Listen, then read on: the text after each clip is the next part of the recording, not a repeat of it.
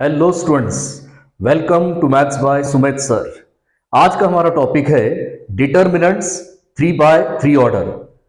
पिछला हमने वीडियो बनाया था डिटर्मिनेंट्स 2/2 ऑर्डर पर, और आज हम पढ़ने वाले हैं डिटर्मिनेंट्स 3/3 ऑर्डर। तो आइए शुरुआत करते हैं डिटर्मिनेंट्स 3/3 ऑर्डर। तो ये जो सिंबल है ये डिटर्मिनेंट का सिंबल है, ठीक है। यहां आपको सेपरेटली अलग से बता देता हूं। ये जो सिंबल होता है इसे कहा जाता है डिटर्मिनेंट। और इस डिटर्मिनेंट 3/3 को सॉल्व करने के लिए ये फॉर्मूला है I माइनस जे प्लस के। इस फॉर्मेट में आपको ये 3/3 ऑर्डर का डिटर्मिनेंट सॉल्व करना होता है।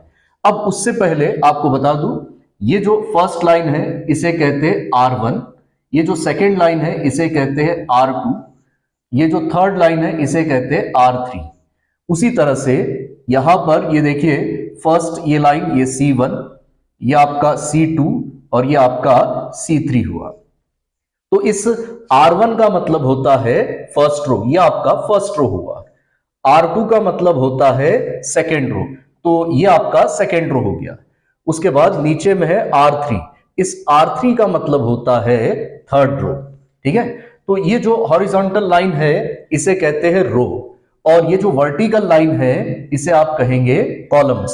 मतलब ये आपका फर्स्ट कॉलम, ये आपका सेकेंड कॉलम और ये आपका थर्ड कॉलम।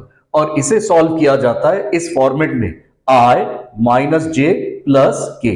तो ये जो पहली लाइन है मतलब फर्स्ट रो, तो यहां जो नंबर दिखाई देता है इसे आप I कहेंगे, इसे आप J कहेंगे और इसे आप K कहेंगे। मींस I का वैल्यू हो गया 3, J का वैल्यू हो गया -4 और K का वैल्यू हो चुका है 5।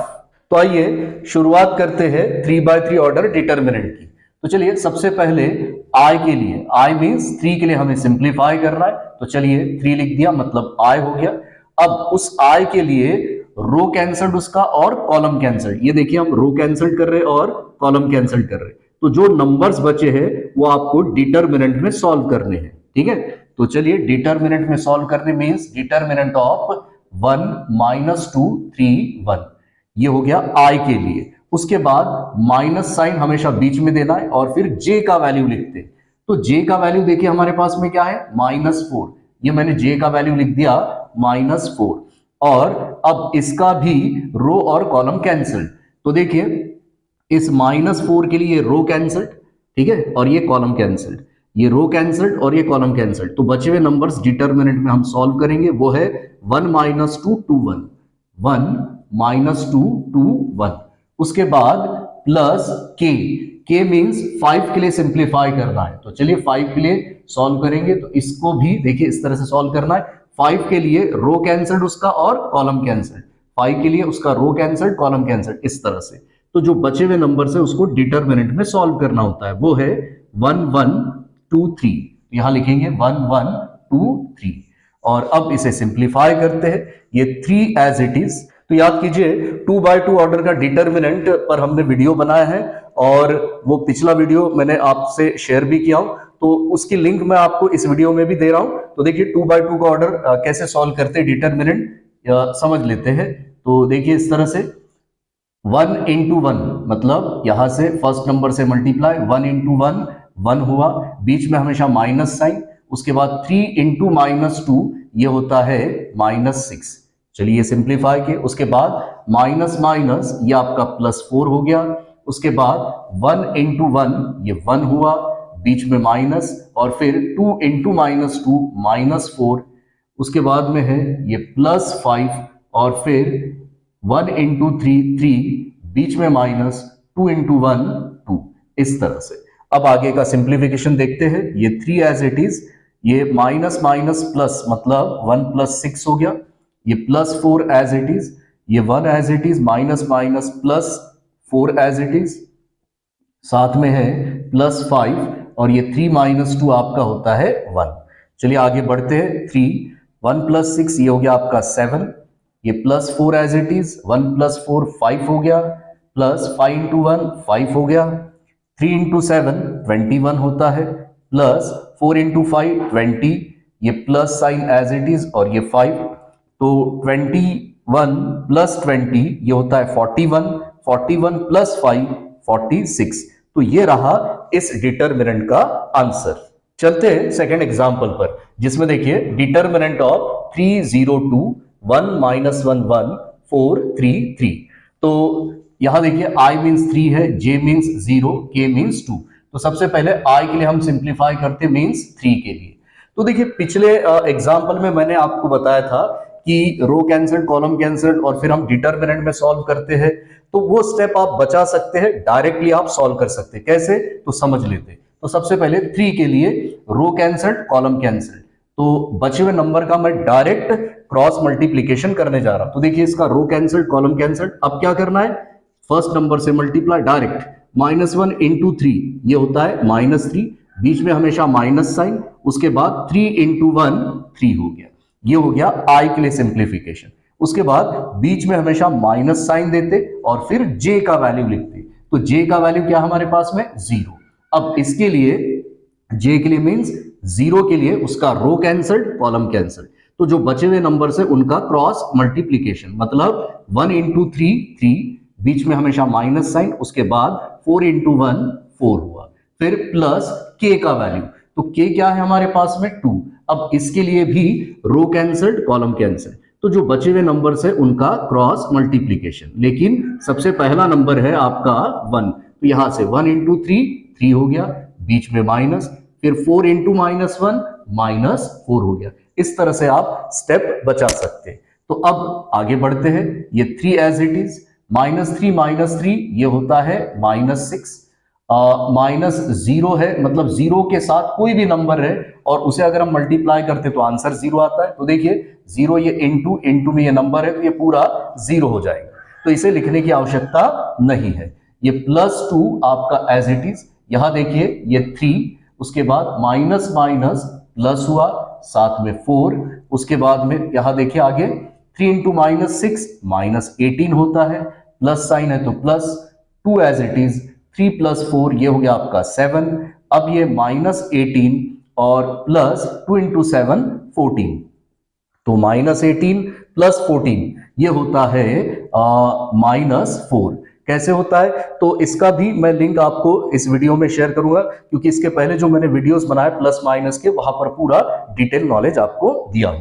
तो फिलहाल इस क्वेश्चन का आंसर हुआ -4। तो देखते हैं नेक्स्ट एग्जांपल, मतलब थर्ड एग्जांपल, जिसमें लिखा है find the value of x if determinant of x -1 2 2x 1 -3 3 -4 5 = 29। तो चलिए इसका ये डिटरमिनेंट हमें सॉल्व करना है, जिसमें x का वैल्यू फाइंड करना है। तो ये देखिए सबसे पहले मैंने गिवन कंडीशन लिखा और अब इसका सिंप्लीफिकेशन। जैसे कि आप जानते हैं फर्स्ट रो मतलब ये आपका i, ये j और ये k होता है। तो सबसे पहले i मींस x के लिए हम सिंप्लीफाई करेंगे, उसका रो कैंसल्ड, कॉलम कैंसल्ड। तो जो बचे हुए नंबर है उनका क्रॉस मल्टीप्लीकेशन डायरेक्टली मैं सॉल्व कर रहा हूं। 1 इंटू 5 5, बीच में माइनस साइन, -4 इंटू -3 ये +12 होता है। उसके बाद माइनस, अब j का वैल्यू मींस ये है -1, ये लिख दिया हमने। अब j के लिए उसका रो कैंसल्ड, कॉलम कैंसल्ड, रो कैंसल्ड, कॉलम कैंसल्ड। तो बचे हुए नंबर्स क्या आपके पास, 2x इंटू 5 ये होता है 10x, बीच में माइनस साइन। अब 3 इंटू -3 ये हो गया -9। आगे प्लस k मींस आपका 2 हो गया। तो चलिए अब इस 2 के लिए रो कैंसल्ड, कॉलम कैंसल्ड। तो चलिए रो और कॉलम कैंसल्ड, तो जो बचे हुए नंबर से उनका क्रॉस मल्टीप्लीकेशन, लेकिन शुरुआत कहां से, पहले नंबर से। तो पहला नंबर मतलब 2x को -4 से मल्टीप्लाई, 2x इंटू -4 -8x हुआ, बीच में माइनस साइन, उसके बाद 3 इंटू 1 ये आपका 3 और इक्वल साइन के बाद है 29।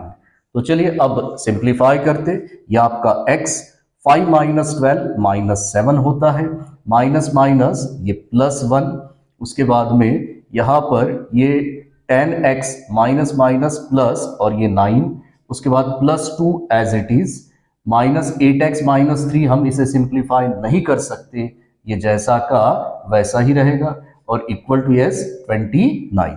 अब आगे बढ़ते हैं, तो -7 इंटू x -7x हो गया, 10x + 9 को 1 से मल्टीप्लाई करते तो यही मिलने वाला है 10x + 9। उसके बाद अब 2 से मल्टीप्लाई करेंगे इस ब्रैकेट को, तो plus minus minus 2 into 8x 16x हो गया, प्लस माइनस फिर माइनस 2 इंटू 3 6 हो गया, इक्वल टू 29।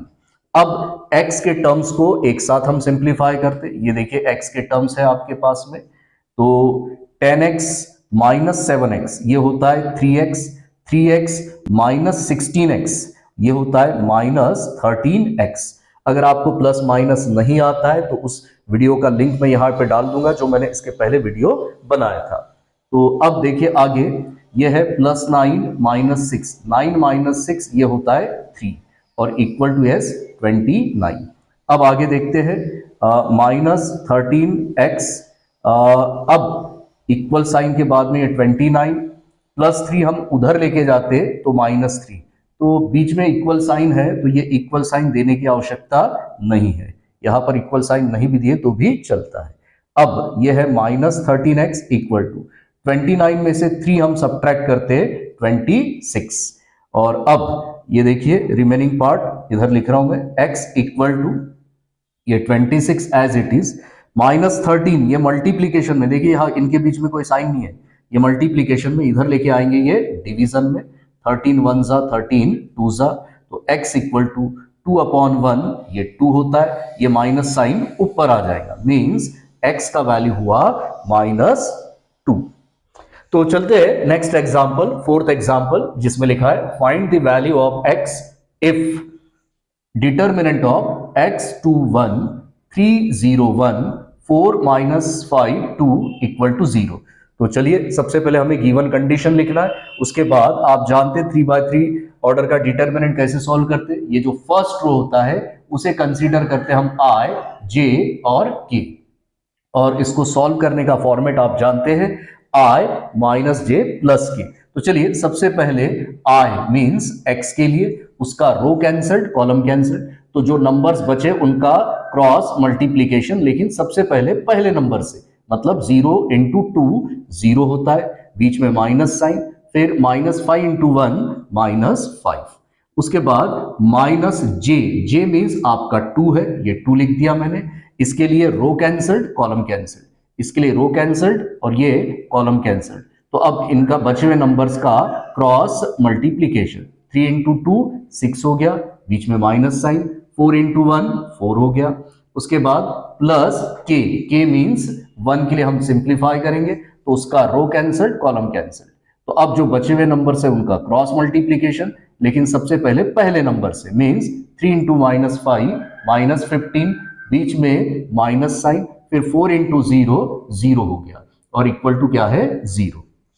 अब देखिए आगे, तो ये आपका x as it is 0 minus minus plus हो जाएगा, तो 0 प्लस 5 डेट इज 5 होता है, ये माइनस 2 एज इट इज, उसके बाद 6 माइनस 4 ये 2 होता है, plus 1 as it is, minus 15 minus 0 minus 15 होता है, इक्वल टू 0। अब 5 इंटू एक्स 5x हो गया, माइनस है तो माइनस, 2 इंटू 2 4 होता है, प्लस माइनस माइनस, 1 इंटू 15 15 होता है, इक्वल टू 0। अब देखिए 5x दोनों नंबर के सामने माइनस साइन है तो नंबर प्लस होता है साइन माइनस का और equal to 0। Now 5x equal to ये माइनस 19 उधर लेके जाते हैं प्लस 19, तो x इक्वल टू ये 19, ये 5 मल्टीप्लीकेशन में है, इधर लेके आते तो नीचे मींस डिवीजन में, तो इस तरह से देखिए हमें x का वैल्यू हमें मिला 19/5। तो हाँ स्टूडेंट्स, आज हमने सीखा डिटर्मिनेंट्स 3/3 ऑर्डर। उम्मीद करता हूं आज का ये वीडियो आपको जरूर पसंद आया होगा और इस वीडियो को ज्यादा से ज्यादा अपने दोस्तों मित्रों में जरूर शेयर कीजिए ताकि वो भी इस वीडियो का लाभ ले सके। और मैथ्स सीखने के लिए देखते रहिए मैथ्स बाय सुमेध सर।